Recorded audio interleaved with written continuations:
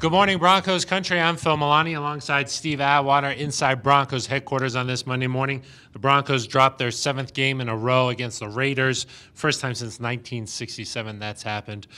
Steve, a lot to talk about in this game. Let's start with what happened at the very beginning of the game, the fight between Talib and Michael Crabtree. Yeah, that was really amazing. And unfortunately, I was taking my son to the airport, and I wasn't watching. I was listening to it on the radio, and it just sounded like pandemonium.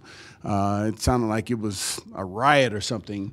And, when I got back home, I got a chance to see it all. It was really an unfortunate situation.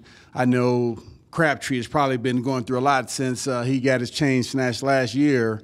And, he was out for revenge. And those two just went at it, and they both hurt their teams. Yeah, exactly. That was head coach Vance Joseph's message after the game. He said, hey, I don't like to see that. That's unacceptable. Because it ended up costing the Broncos because Brendan Langley goes in there, not quite the same experience that Talib brings to that defense. The other thing to talk about, Paxton Lynch goes down with the injury. I guess we'll find out how long or how serious it'll be for Paxton later today when VJ meets with the media. But what did you think about how Paxton played? Well, he still struggled, I thought. He forced that one pass in, and that was intercepted, tipped around and intercepted by Navarro Bowman in the end zone. But he missed some other passes. He scrambled okay, but they got to him quite a bit as well.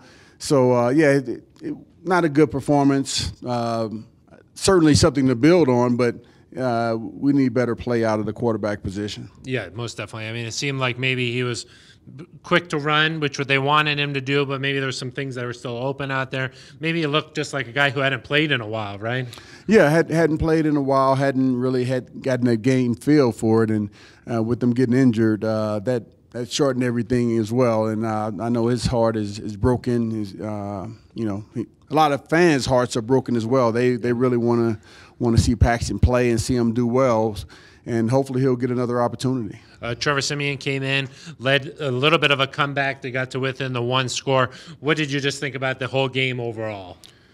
I just thought about chaos and undiscipline.